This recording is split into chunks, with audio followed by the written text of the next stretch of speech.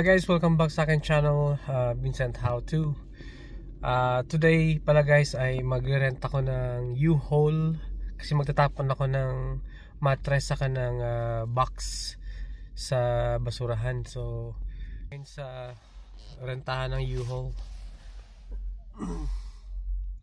yan. Kasi kaya dito tingnan ko lang to guys kung ano kalaki to. Oh yeah, kasi dito sa van ito lang, siguro ito lang. Masyado nang malaki to ang van. Ayan. So yeah, konti lang naman yung itatapon na basura. So mag-renta lang ako ng U-Haul guys. So yeah, pakita ko sa inyo kung paano mag-rent ng U-Haul. Hey boss, how are you? Good. I wanna rent the U-Haul, like the van one and a small one. I just need to throw some like a mattress. I want to book. Yeah. If it's available this time, yeah. Should I book it online? Ah, okay. It will not take a long. Just that it will not fit on my SUV. So yun guys, nakuha ko na yung susi. At ito yung rent natin. Check lang natin yung palibot. Check natin yung paikot kung walang tama. Make sure na wala siyang problema.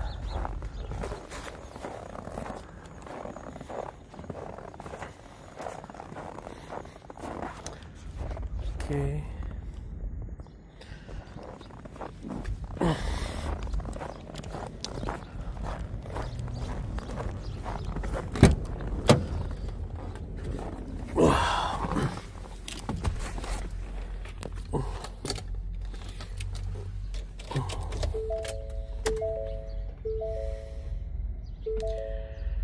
So it's full.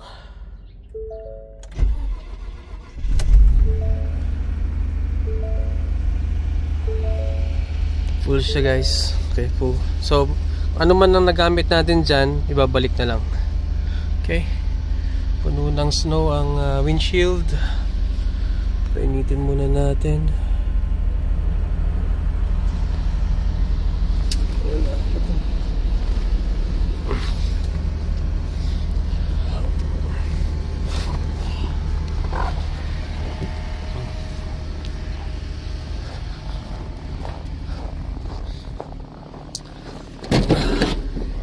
Check lang natin guys. So yeah, malinis, walang laman.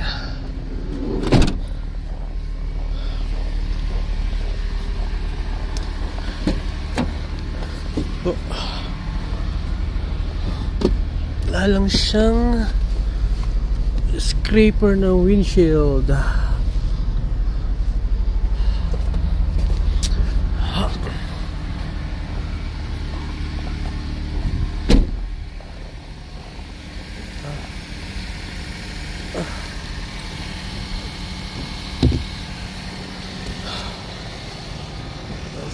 Windshield scraper.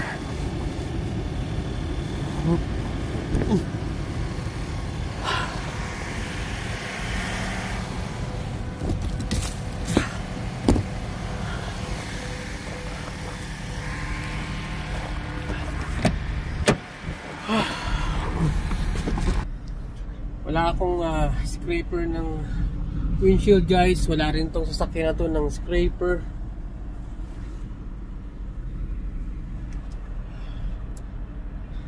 Hindi siya kaya ng ano wiper, oh. Hindi kaya.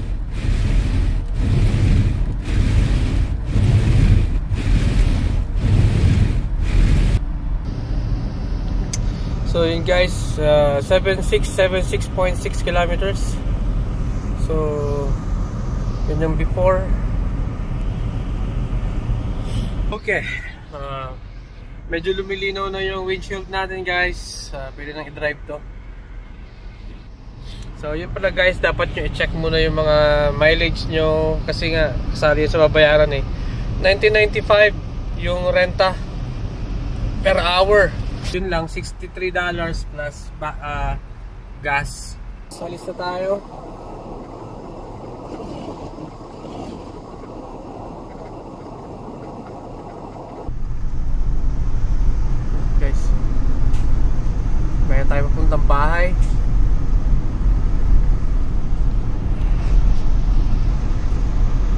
So ito lang guys yung tatapon namin. Na-load na. Ang konti lang, di ba? Pero hindi kasya sa SUV. So hindi kasya sa SUV kaya nag-rent pa lang. But I think that's it. So guys, that's it. Yan na.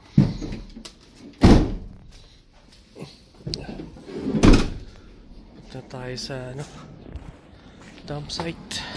Yun lang itatapon namin para umarkila ng ganito kalaki. Pero kasi nga hindi kasya dun sa SUV yung bed box ng bed saka yung mattress, kaya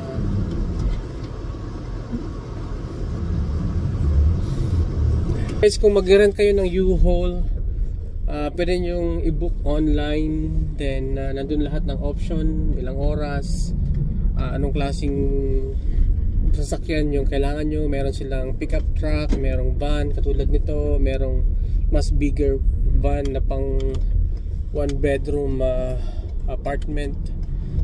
So yun ang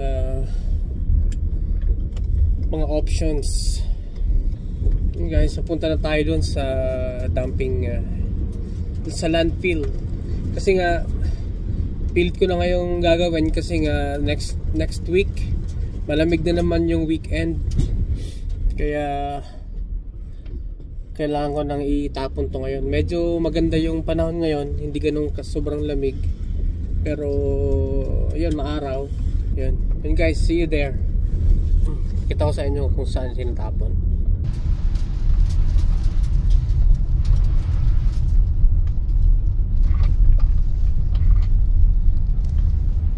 East Calgary Landfill.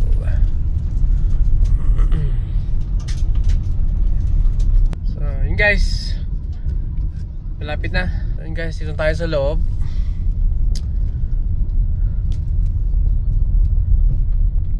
First left and first right daw sabi. So first left,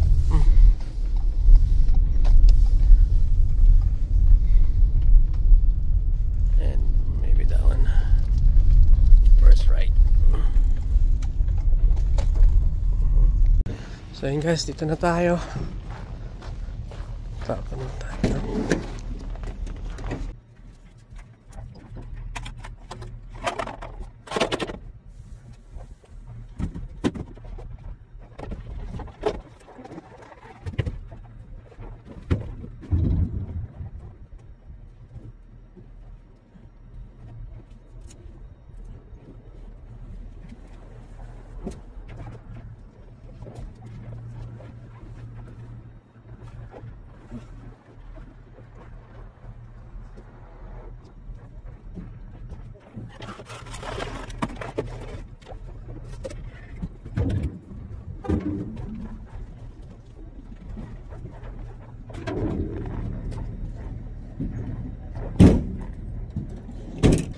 Tapon na natin.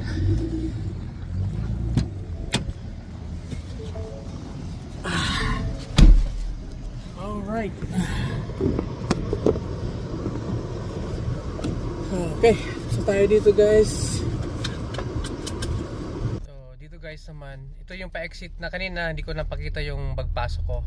So parang kinuha yung yung weight ng sasakyan para makita kung magkano yung tinapon ko.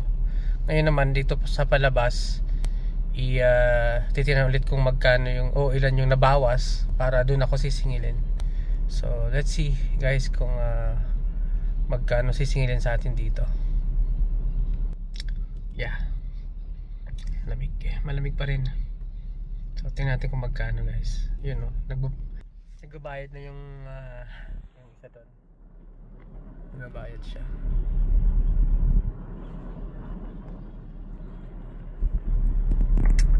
Okay, antay lang tayo ng ating spot. So yun guys, $25 yung binayad ko dito sa pagtapon ng basura. $25 plus kung magagasolina ako sabihin natin siguro mga $20 din or maybe lesser. So 63 plus 25, 88, mga nasa $100 din ang nagastos ko sa pagtapon lang ng mattress na yan. Well, ganoon talaga guys. So yeah, U-Haul guys, kung magtatapon kayo ng malaking item, kung wala kayong kakilala na mayroon mahiraman na van or kaya pick up truck, I think yeah, rent na lang. Ganun ginawa ko, for okay naman. Kaya lang yung 2 hours na rent ko is I think nakaka 1 hour pa lang ako, pero pabalik na ako.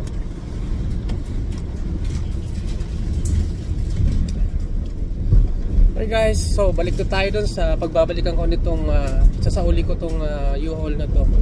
Then ano ulit, check mo kung may na-damage ba, pero wala naman akong masyadong pinanggamitan nito, so I don't think may damage. Yun lang, gagasolina pa pala. So yun guys, ito na tayo, tapos na sasauli ko na tong van. And gamit natin is yeah, 7717. Ikutan lang natin tong van. And yeah, ganun pa din naman, malinis. Hindi naman masyadong nagamit.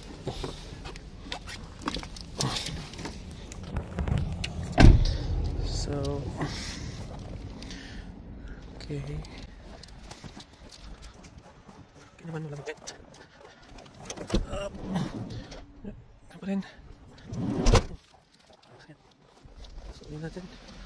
Okay. So guys, so ulit natin yung susi. So yun guys, ayos na. Less than 2 hours, $90 for everything. Wow. Plus 25, so $100.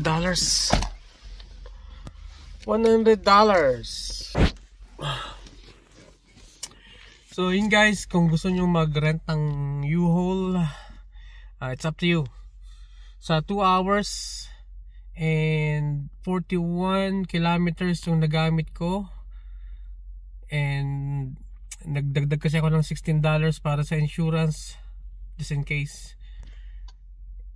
plus $27 na gasolina, so over $100 rent.